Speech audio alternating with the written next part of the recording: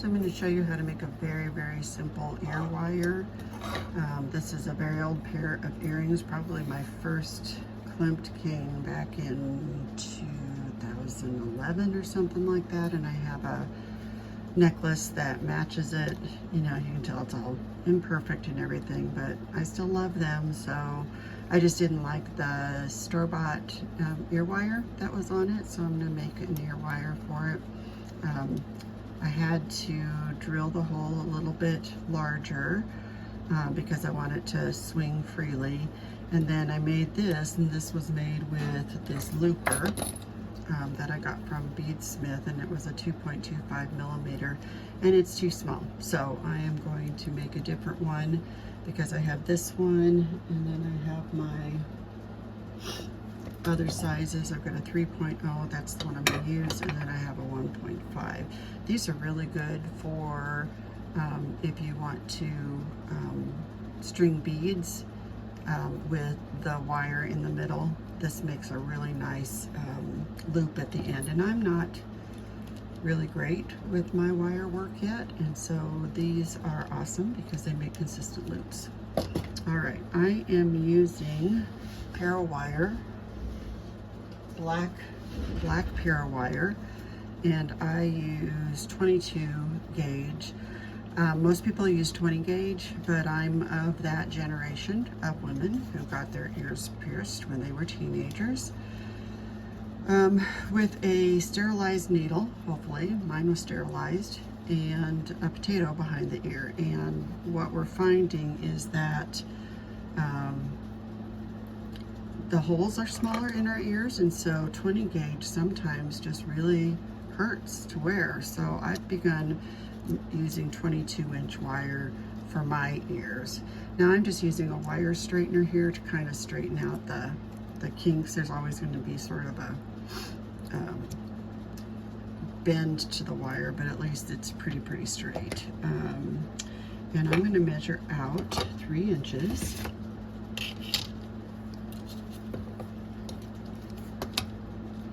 Three inches of wire, and that should give me plenty for this simple ear wire.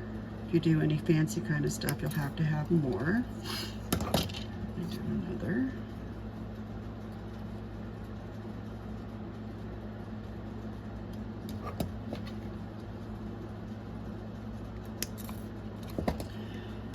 Okay, and then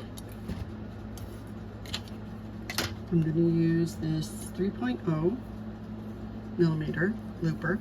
I love these. These are great. So there's a hole in the end of the looper that's going to hold the wire, the end of the wire. And all you do is you lay this in here, lay it flat, and then you stick it through that hole, and that will hold it. And then you just close it. And what it does is it trims off that end of the wire, and it closes that loop. And then if you want to, you can push this back depending on where you want the rest of the wire, what angle you want the rest of the wire to come out with. And I sort of like it centered like that. So that should be a big enough hoop, but now I need to make the loop, right? So I am going to use this other beadsmith tool. I'm sure you guys have seen this, and I'm going to use the smaller barrel.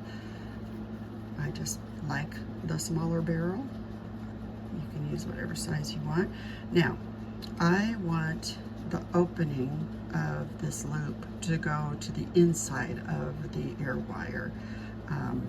Just looks neater, and so I have to put this perpendicular with the opening on this side because I'm going to wrap it this way. And all I do is just wrap it this way, and I put it as close to the loop as I can, that small loop. Okay, and I'm going to bring it all the way until it touches, and then I'm just going to take my fingernail and sort of bend it out that way, and I will finish bending up later. All right, so there's one. We do another one.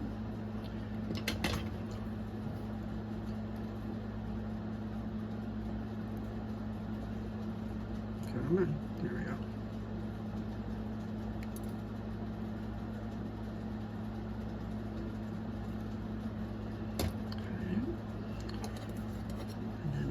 Up on that middle barrel again, holding tight, wrapping it around till it touches, and then just taking my fingernail and pulling it out a little bit.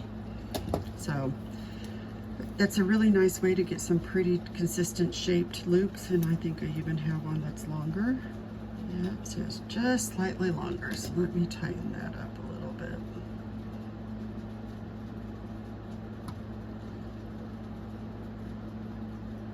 And all I did was put that back on there and pull it a little bit tighter. So there, and I've got matching loops, right? And then I'm just going to determine where I'm going to trim the tail to. And this is totally your preference. Some people like a little bit longer tails.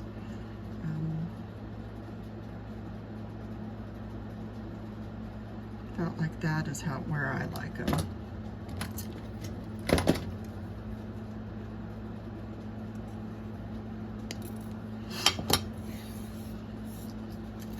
And then there we've got our ear loops. So just want to put it on there and make sure that it's swinging freely the way I like it to swing.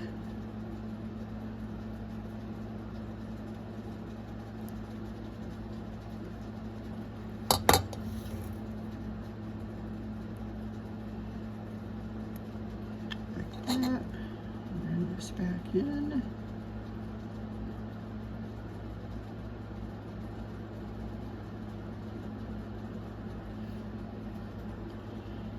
Close it.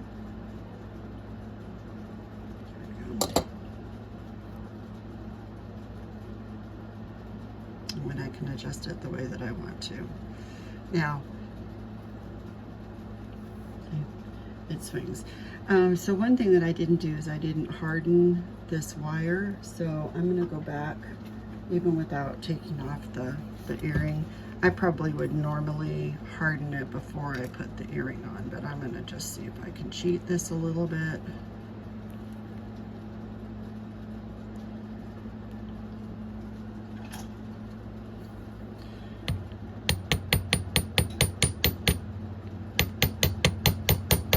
And sometimes the wire gets a little bent, so this will also straighten it out and make it flat. And then that hardens it. It'll still move, but it's definitely harder than it was when I first made it. And with that poking out there, so I need to get that.